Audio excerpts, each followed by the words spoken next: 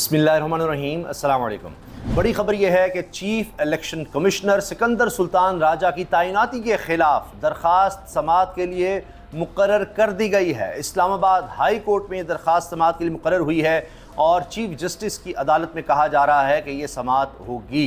अब ये बहुत बड़ी खबर है क्योंकि जहाँ जहाँ भी मोहरे हैं, जिन्होंने भी पाकिस्तान की आवाम के साथ धोखा किया और ख़यानत की है और उनके वोट के तक़द्दुस को पामाल किया है, जो कि मुक़द्दस अमानत है कि किसको वोट दिया गया। अब खुद नून लीग के साथ काम करने वाले उनके अपने लोग जो दिहाइयों से उनको जानते हैं, वो गवाहियाँ दे रहे हैं कि नून लीग बदतरीन शिकस्त का शिकार हुई और उनको पता है कि इससे भी ज़्यादा बदतरीन शिकस्त उनका इंतज़ार कर रही है। लिहाजा उनको chief election commissioner Sikandar Sultan Raja की ज़रूरत है, उनको काजी फाइसा की ज़रूरत है। और उस हवाले से भी बड़ी खबरें आ रही हैं कि अब सुप्रीम कोर्ट में भी चीफ जस्टिस काजी फाइसा को जब आईनी अदालत में ले जाएंगे तो सुप्रीम कोर्ट में भी मंसूर अली शाह साहब को नहीं लाना, किसी और को लेकर आना है। और ये बात खुद एक वफाकी वजीर ने 3 सहाफ़ियों को कही है। ये भी मैं आपसे अर्ज़ करूंगा कि क्या प्लान बना रहे हैं। एक और प्लान हुकूमत ने बनाया है कि सीक्रेट बैलेटिंग कर दी जाएगी और तरमीम लाकर के ज़ाहिर है कि पता ही नहीं लगे किसने किसको वोट डाला है, ये काम कर दिया जाए, तो ताकि ये ना हो कि जी फ्लोर क्रॉसिंग में फलां पता ही ना लगे। लेकिन उसका भी एक हल है, उस पर भी बात करेंगे। तो पहली खबर जनाब बड़ी है कि चीफ इलेक्शन कमिश्नर की तैनाती इस्लामाबाद हाई कोर्ट में चैलेंज कर दी गई है। शहरी अकमल खान बारी ने सरदार लतीफ़ खोसा के जरिए चीफ इलेक्शन कमिश्नर की तैनाती के खिलाफ दरख्वास्त की है। रजिस्ट्रार ऑफिस से जारी करदा कॉज लिस्ट के मुताबिक चीफ इलेक्शन कमिश्नर की तैनाती के खिलाफ दरख्वास्त समाअत के लिए मुकर्रर कर दी गई। Chief justice Islamabad high court कल दरख्वास्त पर समाअत करेंगे। अभी तक वैसे देखा जाए तो जस्टिस आमिर फारूक जो चीफ जस्टिस हैं इस्लामाबाद हाई कोर्ट के, उन्होंने काफ़ी साथ दिया है इलेक्शन कमीशन का। उन्होंने जिस तरह मामला लटकाई रखा जस्टिस तारिक महमूद जहांगीरी के हवाले से, वरना तारिक महमूद जहांगीरी साहब तो दूध का दूध और पानी का पानी करने वाले थे। और फिर काजी फैसा साहब ने जिस तरह कहा कि हाँ इलेक्शन कमीशन ही ट्रिब्यूनल्स बना दे। आप देखिए ना कि जिस पर इल्ज़ाम है, जिसने धांधली करवाई है, जिसने पाकिस्तान की बदतरीन धांधली ज़्यादा इलेक्शंस करवाए हैं, चोरी किए इलेक्शन, तो वही इलेक्शन कमीशन मुकर्रर करेगा कि जज कौन होगा। अजीब बात है। मुजरिम ही फैसला देगा कि भाई फैसला कौन करेगा, कौन काजी होगा, है ना कमाल। ये इस मुल्क में हो रहा है। अच्छा, अब आप ये देखिए कि आज नहीं तो कल नहीं तो आने वाले वक्त में ये सब लोग पकड़े जाएंगे। आप देखिए एक दौर में परवेज़ मुशर्रफ साहब आप जानते हैं कितने ताकतवर थे। पाकिस्तान में कभी भी किसी डिक्टेटर को सज़ा नहीं हुई थी, तो पहली दफ़ा हुआ कि मुशर्रफ को सज़ा हुई। तो पाकिस्तान में अब उससे भी कहीं ज़्यादा तब्दीली आ चुकी है। सज़ा हुई, मुशर्रफ साहब बाहर चले गए थे। पहले तो मियां नवाज़ शरीफ ने कहा नहीं जाने देंगे और एहसन इकबाल साहब ने कहा था मैं सियासत ही छोड़ दूंगा, लेकिन वो मुशर्रफ साहब बाहर भी चले गए, सब कुछ हो गया। तो उसके बाद आप देखिए मुशर्रफ साहब ने पार्टी भी बनाई थी, सब कुछ था। तो आज आप देखें कि जो कमिश्नर रावलपिंडी थे, उन्होंने कहा कि मैं तो खुदकुशी करने वाला था। फिर मैंने कहा मैं सब कुछ बता के क्यों ना जाऊँ, मेरे ज़मीर पर इतना बोझ था।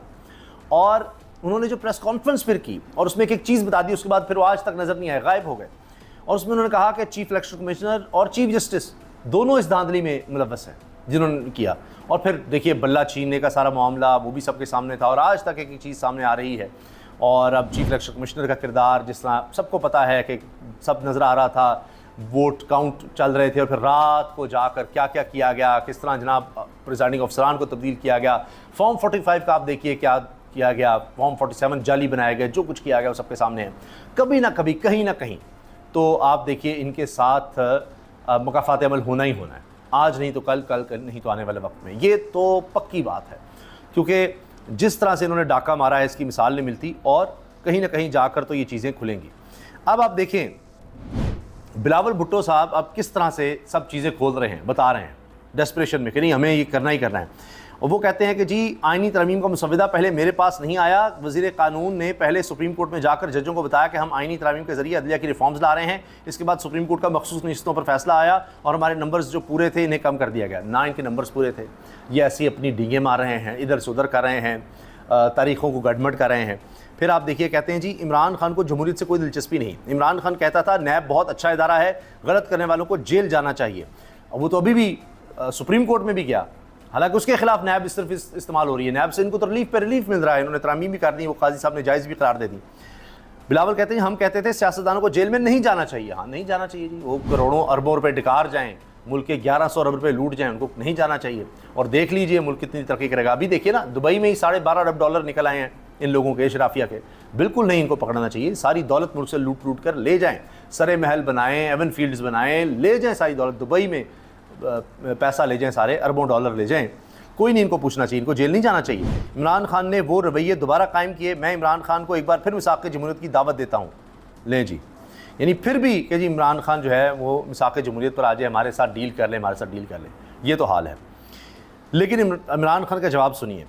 कहते हैं नवाज़ शरीफ NRO लेकर 10 साल का मुआहिदा करके मुल्क से बाहर गया, जबकि मुझसे तो सिर्फ 3 साल के लिए खामोशी की तवक्को की जा रही है। कहा जा रहा है सिर्फ खामोश हो जाओ 3 साल के लिए।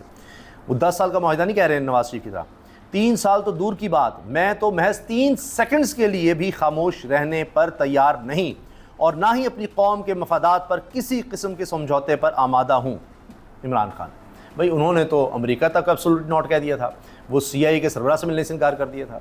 यहाँ तो हमारे बड़े बड़े ताकतवर अब यहाँ जो लोगों पर, औरतों पर, बच्चों पर जुल्म करते हैं, वो जो ही देखते हैं कि जनाब कोई बाहर के मुल्क का कोई छोटा सा भी कोई आ गया है बंदा, तो ऐसे जनाब उसका जैसे कोई आका आ गया है, बादशाह आ गया है, उसके आगे ऐसे फिर रहे होते हैं। और ये भी बात आप नोट कीजिए कि बिलावल भुट्टो जरदारी की काम पे भी टांगी हुई हैं, इस वजह से कि जिस तरह का एहतजाज होता चला जा रहा है। कराची में जिस तरह आपने देखा हज़ारों लोग निकले, रैली की सूरत में निकले, इनको भी पता है कि आगे इनके पास कोई अवामी ताकत नज़र नहीं आ रही, और अगर किसी के पास है तो वो तहरीक इंसाफ है, इमरान खान है। जिस तरह शहर शहर में लोग निकल रहे हैं, मुकाबला कर रहे हैं पुलिस गर्दी का और तशद्दुद का, जबर का, शेलिंग का, बराह रास्त फायरिंग का, इस सब का मुकाबला कर रहे हैं, तो ये तो किसी ने सोचा भी नहीं था, और ये मामला फैलता चला जाएगा, कौन इसको कंट्रोल करेगा। तो इसीलिए अब वो ये कह रहे हैं कि जी हमारे साथ बैठ जाएं, हमारे साथ मिसाक़ जमहूरियत कर लें। बिलावल को भी ख्याल आ रहा है, देखें जी इमरान खान हमारे साथ बैठ जाएं, ये कर लें, वो कर लें। और ये जो खबरें साथ ये हैं कि जी गवर्नर आज लगा देंगे, क्योंकि पीपल्स पार्टी के वहाँ पर गवर्नर हैं। मैं आपसे अर्ज़ कर रहा हूँ बड़ी आजिज़ी के साथ और बड़े वसूख के साथ कि ये एक दफ़ा गवर्नर आज लगा कर देखें, फिर लग पता जाएगा इनको, फिर जो होगा वो आप सोच नहीं सकते कि इनके साथ क्या होगा। जो हालात इस वक्त खैबर पख्तूनख्वा में हैं, लोग यकीन करें भरे हुए हैं। ये तो वहाँ पर चूँकि तहरीक इंसाफ की गवर्नमेंट है तो आप समझ सकते हैं, क्योंकि अवामी हुकूमत है तो वहाँ उस तरह से वो लोग रिएक्ट नहीं कर रहे। तो ये भी अगर काम ख़त्म हो गया, तहरीक इंसाफ की हुकूमत चलेगी, तो फिर लोगों के पास तो एक लाइसेंस आ जाएगा कि अब तो कुछ नहीं बचा। फिर जिस तरह से लोग रिएक्ट करेंगे और जो रद्दमल देंगे वो किसी के कंट्रोल में नहीं होगा। अब ये खबर सुनिए जी। अहम वफाकी वज़ीर ने 3 सहाफ़ियों से मुलाकात में बताया है कि 8 अक्टूबर को आइनी तरमीम करवा ली जाएगी, और वाज़ेह किया कि काजी फ़ाइज़ा चीफ जस्टिस आइनी अदालत और justice Yahya Afridi chief justice supreme court होंगे। इस वज़ीर ने जस्टिस याहिया अफरीदी की बहुत तारीफ़ें की और बताया कि 25 अक्टूबर के बाद जस्टिस याहिया अफरीदी, जस्टिस अमीनुद्दीन और जस्टिस जमाल खान मंदोखेल पर मुश्तमिल कमेटी बेंचेस बनाकर केसेस लगाएगी। और यह भी वाज़ेह किया कि जस्टिस नईम अख्तर अफ़गान, सरदार तारिक और मज़हर आलम मियाँ खेल आइनी अदालत के जज होंगे। आज बिलावल ने भी सहाफ़ियों से मुलाकात में इनमें से 2 खबरें कन्फर्म की कि काजी फ़ाइज़ा आइनी अदालत के सरबराह और Yahya Afridi chief justice supreme court होंगे। बिलावल ने तासुर दिया कि जस्टिस याहिया अफरीदी इस सब पर ऑन बोर्ड हैं। तो आप इसी से अंदाज़ा लगा लीजिए कि इस मुल्क में हो क्या रहा है, किस तरह की साजिशें रचाई जा रही हैं और क्या क्या प्लान्स हैं। बहरहाल एक कुदरत का अपना एक निज़ाम है। यहाँ ज़मीनी खुदा जो ख़ुद को समझते हैं वो समझते हैं कि हम जो फ़ैसला करेंगे वही होगा। देख लेते हैं कि जो कुदरत को मंजूर है, असल ताकत तो रब की ज़ात की है, तो वहाँ देखते हैं क्या फ़ैसला होता है। बाकी ज़मीन पर तो बहुत से फ़ैसले होते रहते हैं, और जब लोगों के साथ जुल्म होगा, ज़्यादती होगी, तो ये नहीं हो सकता वो कि जिस तरह लोग अब झोलियाँ उठा उठा कर बद्दुआएँ देते हैं, जो कि उनके साथ हो रहा है पिछले 2.5 साल से, जो जुल्म और जो जबर हो रहा है, कहीं ना कहीं तो वो बद्दुआएँ इन लोगों के लिए मुश्किलात पैदा करेंगी। अच्छा जी, अब किस्मत खान साहब लिखते हैं, जब ख्वाजा आसिफ को बतौर वज़ीर ख़ारजा UAE में कामा और नौकरी का मामला सुप्रीम कोर्ट पहुंचा था, तो वहाँ इनके वकील ने बताया था कि ख्वाजा आसिफ की पहले तनख्वाह 9,000, फिर 30,000, फिर 50,000 दिरहम हुई। तनख्वाह अच्छे मशवरे देने पर बढ़ी। इस पर सुप्रीम कोर्ट ने ऑब्जर्वेशन दी कि भारी भरकम तनख्वाह कामा बिला वजह तो नहीं दिया जाता ना, यहाँ के पता नहीं सीक्रेट्स बताए हैं, क्या बताया। और मुशाहिद हुसैन सैयद साहब, मैंने आपसे शुरू में कहा था ना कि इनके अपने लोग इनके खिलाफ गवाहियाँ दे रहे हैं। तो मुशाहिद हुसैन सैयद साहब आप देखिए, काफ लीग की तरफ से सेनेटर रहे, नून लीग की तरफ से सेनेटर रहे हैं। अभी हाल ही में नून लीग के सेनेटर थे, जब लास्ट टाइम ये सेनेटरशिप इनके पास जो थी नून लीग की तरफ से थी। कहते हैं इलेक्शन में फॉर्म 45 के मुताबिक नून लीग को सिर्फ 28 नशिस्तें मिली हैं, 27 नशिस्तें पंजाब और एक नशिस्त खैबर पख्तूनख्वा से नून लीग फॉर्म 45 की बुनियाद पर जीती थी। सिर्फ इतनी सीटें थीं और देखिए फिर किस तरह इनको इख्तिदार दिया गया। अच्छा, अब हो ये रहा है कि एक प्लान ये है कि तरमीम की जाए और उसमें ये किया जाए सीक्रेट बैलेटिंग होगी कि कोई इल्ज़ाम ही ले गया हॉर्स ट्रेडिंग हुई है, फ़लाँ जी उसने उसको वोट डाल दिया, पता नहीं किसने किसको वोट डाल दिया।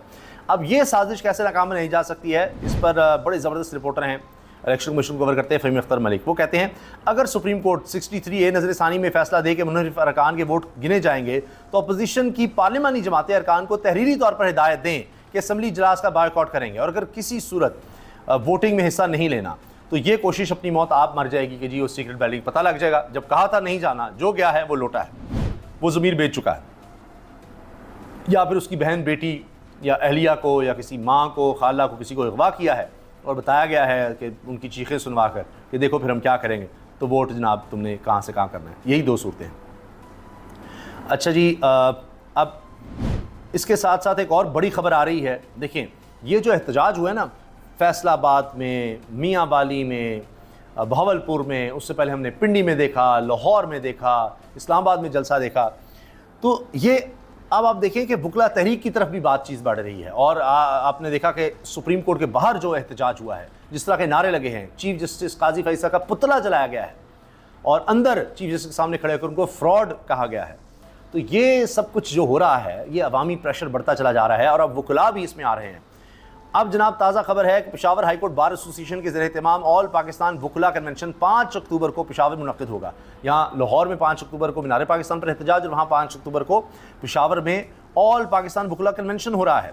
वकला कन्वेंशन से सुप्रीम कोर्ट बार एसोसिएशन के साबिक सदूर और वकला तहरीक के अहम रहनुमाओं समेत साबिक सदर हामिद खान मुनीर मलिक, अली अहमद कुर्द, आबिद ज़ुबैरी समेत मेम्बरान पाकिस्तान बार कौंसल मुनीर अहमद खान काकड़ और दीगर जो हैं वो खिताब करेंगे। अब काजी साहब के अपने लोग, जिस बार से काजी साहब का ताल्लुक़ रहा, बलूचिस्तान बार, उनकी तरफ से कहा जा रहा है, सदर बलूचिस्तान हाई कोर्ट बार ने कहा है हमारी नाक ऐसे कभी नहीं कटी जैसे काजी फाइज ईसा ने कटवा दी है। ऐसी नाक कभी नहीं बलूचिस्तान वालों की कटी, बलूचियों की, उनके वकला की, उनकी बार की, जैसी काजी फाइज ईसा ने कटवा दी है। तो देखिए, जो अपने लोगों का नहीं हुआ वो किसी का क्या होगा। और जब आप अपने लोगों की सपोर्ट खो देते हैं ना, यकीन जानिए बड़ी बुनियादी चीज़ है, जब आपके पास अपने लोगों की, अपने ख़ानदान की, अपने अजीज़ व क़ारिब की, अपनी पार्टी की, अपने जजेस की, अपने वकला की, अपने सहाफ़ियों की, कोई भी शख्स किसी भी फील्ड में है, उसके अपने इर्द गिर्द जो लोग हैं, जब उनकी सपोर्ट उनके साथ नहीं होगी तो उसकी कहानी ख़त्म है, वो कभी कहीं नहीं जा सकता। और जब उस पर मुश्किल वक्त आएगा फिर उसके साथ कोई भी नहीं होगा, वो आगे बढ़ ही नहीं सकता। तो वो क्या शख्स होगा जिसके अपने ही ये कहेंगे कि ये 2 नंबर है, ये गलत है, इसने हमारी नाक कटवा दी। अच्छा, इमरान खान साहब ने कहा है तहरीक इंसाफ को मुकम्मल क्रश करने के लिए पहले सिकंदर सुल्तान राजा को इस्तेमाल किया गया और फिर काजी फाइसा खुद अपना किरदार अदा करता रहा। कमिश्नर रावलपिंडी ने इन दोनों की मिलीभगत से पर्दा उठाया और सारी साजिश को बेनकाब किया। कमिश्नर रावलपिंडी का हर इल्ज़ाम दुरुस्त साबित हुआ है, इमरान खान ने कहा है जी, ठीक है। और बाकी हर तरफ खबरें ये हैं कि जी वो गिरफ्तारियाँ भी जारी हैं, सब कुछ हो रहा है, पकड़ धकड़ हो रही है और ये सब है।